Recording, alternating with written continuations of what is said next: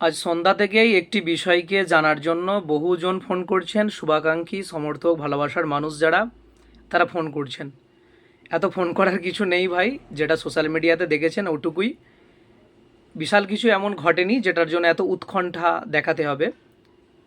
যেটা হওয়ার ছিল সেটা হয়েছে, অর্থাৎ সময়ের ব্যবধানে কিছু পতাকার রদবদল এদিক সেদিক হতে পারে, সেটা আশ্চর্যের কিছু নয়, অবাক হওয়ার কিছু নেই।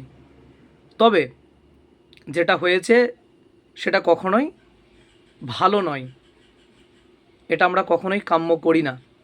কারণ একজন কর্মী, সমর্থক, শুভাকাঙ্ক্ষী, সমর্থক যেই হোক না কেন, নেতা নেত্রী চলে যাওয়া মানে সেটা একটা গ্যাপ তৈরি হওয়া, শূন্যতা তৈরি হওয়া। তবে কখনোই সেই শূন্যতাটা থাকে না, নিশ্চয়ই সেই শূন্যতা কোথাও না কোথাও এসে পূরণ করা হয়। তারপরেও যেটা ক্ষতি সেটা স্বীকার অবশ্যই করতে হবে। কিন্তু সন্ধ্যা থেকে যেভাবে বিভিন্নজন ফোন করছেন বা সোশ্যাল মিডিয়াতে খবরটা দেখা যাচ্ছে, এটা সত্যই যে আমাদের এক সময়ের সহযোদ্ধা নেত্রী আসমাদি, তিনি ইন্ডিয়ান সেকুলার ফ্রন্ট আইএসএফ ছেড়ে তিনি তৃণমূল কংগ্রেসে যোগদান করেছেন। এ খবরটি আমরা দেখেছি। এখন বিষয় হচ্ছে, এই খবর প্রচার হওয়ার সাথে সাথে আমাদের অনেক সহযোদ্ধা ভাইয়েরা তাকে নিন্দা করছেন, ব্লেম করছেন, গালাগালি করছেন, স্বার্থপর, লোভী, নানা রকম মন্তব্য করছেন। আমি এক্ষেত্রে তাদেরকে বলবো যে কাউকে না জেনে ব্লেম দেওয়া, দোষারোপ করাটা উচিত নয়। মানুষ কোন সিচুয়েশন, কোন পরিস্থিতিতে দাঁড়িয়ে থাকলে যে দলটির জন্য তিনি শ্রম দিয়েছেন, রক্ত দিয়েছেন, সময় দিয়েছেন, অর্থ দিয়েছেন, সে দলটি ছেড়ে দেয়, সেটি ভালো করে বুঝতে হবে।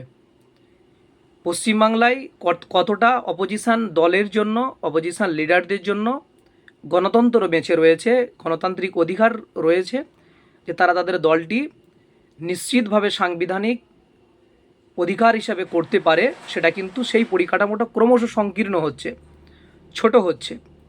যে কারণেই আজকে অনেককে দেখা যায় যে বিরোধী দল করতে না পেরে তাদেরকে শাসক দলের ছত্রছায়ায় আসতে হয়। একজন মহিলা নেত্রী হিসেবে তিনি যথেষ্ট লড়াই করেছেন, দিনের শুরু থেকে, ডে ওয়ান থেকে তিনি ছিলেন, লড়াই করেছেন, শ্রম দিয়েছেন, সমর্থন, তার কর্মী সমর্থকদেরকে নিয়ে তিনি লড়াই ঝাঁপিয়ে পড়েছেন। কি এমন হলো, কতটা প্রতিকূলতা তৈরি না হলে পরে তিনি আজকে দলটি ত্যাগ করেন, এটা কিন্তু আমাদেরকে বুঝতে হবে। আসমাদিকে আমরা লড়াইয়ের আন্দোলনের মাঠে দেখেছি। 21শে জানুয়ারি যেদিন দলের চেয়ারম্যান বিধায়ক নওশাদ সিদ্দিকী ভাইজান, দলের রাজ্য সম্পাদক বিশ্বজিৎ মাইতি সহ আমাদের একাধিক নেতৃত্ব জেলবন্দি হয়েছিলেন কলকাতার চৌরঙ্গি মোড় থেকে, সেদিনে আসমাদি তিনিও রাস্তার চৌরঙ্গির মোড়ে বসে তিনি অবস্থান করছিলেন এবং তিনি গোল করে মহিলাদেরকে নিয়ে ঘিরে বসেছিলেন। এক পর্যায়ে যখন পুলিশ লাঠিচার্জ করতে উদ্যত হচ্ছে, ঠিক সে সময় আসমাদি উঠে পড়েন এবং সেই সময় আমার খুব মনে পড়ে যে আমি খুব হাসির ছলে আসমাদিকে বলেছিলাম যে আপনি নেত্রী, আপনার উঠে পড়লে হবে না দিদি, আপনি বসুন।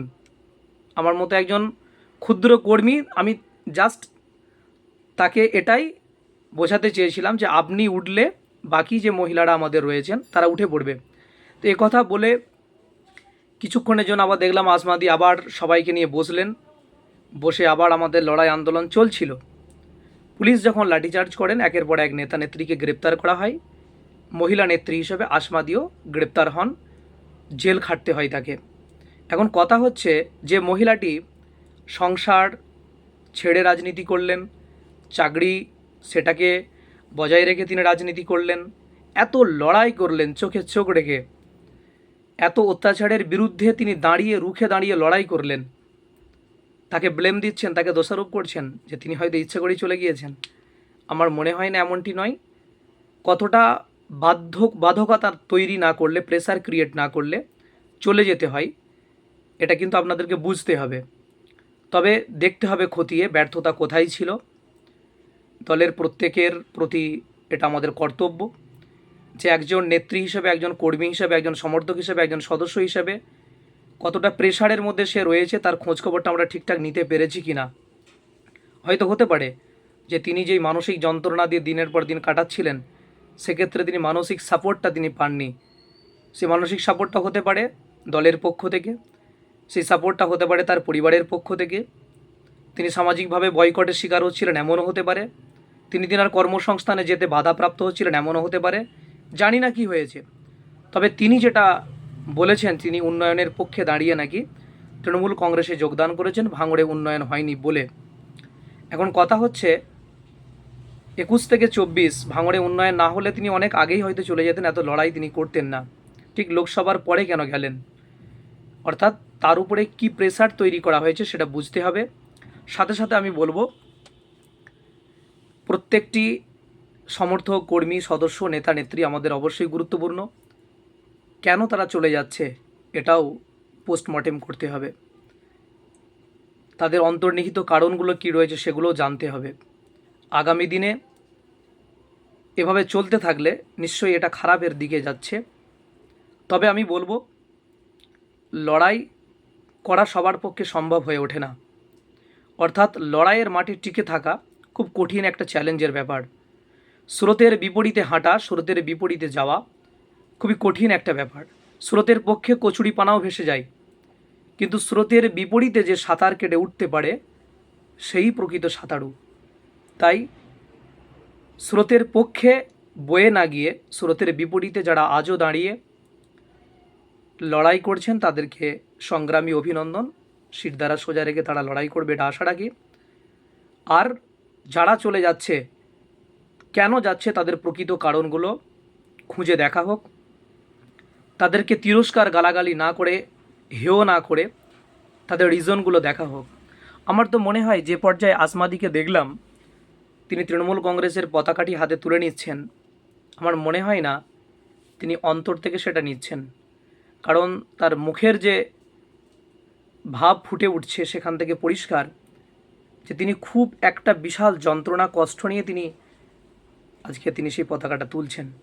তো আমার মনে হয় যে যেই মুহূর্তে তিনি এতদিনের সংগ্রাম, এতদিনের লড়াই, এতদিনের আন্দোলন, জেল খাটা, সংসার ত্যাগ করে সময় দেওয়া, এত কিছু করলেন, যেই পতাকার বিরুদ্ধে তিনি করলেন, সেই পতাকাটা যখন তিনি হাতে তুলে নিচ্ছেন, তার অন্তরের মধ্যে কি চলছে সেটা একমাত্র তিনিই জানেন। আমার তো মনে হয় সেটা যদি আমরা কেউ জানতাম তাহলে তাকে দোষারোপ করতাম না। আরও বলবো,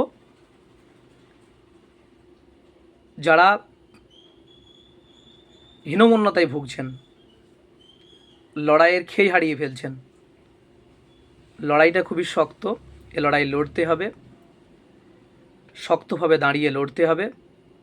তবে আবারও বলবো, কেন চলে যাচ্ছে, কোন পরিস্থিতি তৈরি হচ্ছে, সেগুলো অবশ্যই খতিয়ে দেখা দরকার। আগামী দিনে না হলে কিন্তু আরও বড় ক্ষতি হয়ে যাবে।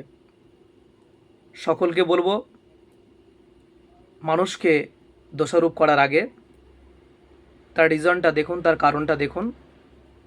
যেই পতাকাকে তিনি সমুন্নত করার জন্য এত লড়াই করেছেন, সেই পতাকাকে এত সহজে কেউ ছেড়ে দিতে পারে না, এটা আমি অন্তত বিশ্বাস করি।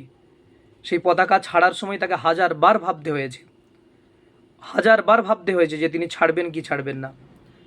নিজের সঙ্গে নিজের অনেক লড়াই করতে হয়েছে। এক পর্যায়ে এসে যখন দেওয়ালে পিঠ ঠেকে গিয়েছে, তখনই এই সিদ্ধান্ত তিনি নিতে বাধ্য হয়েছেন। তাই বলবো, তিনি আবার হয়তো কখনো কামব্যাক করবেন, পরিস্থিতির শিকার হয়েছেন। সকলকে অভিনন্দন, লড়াইটা জারি থাকবে।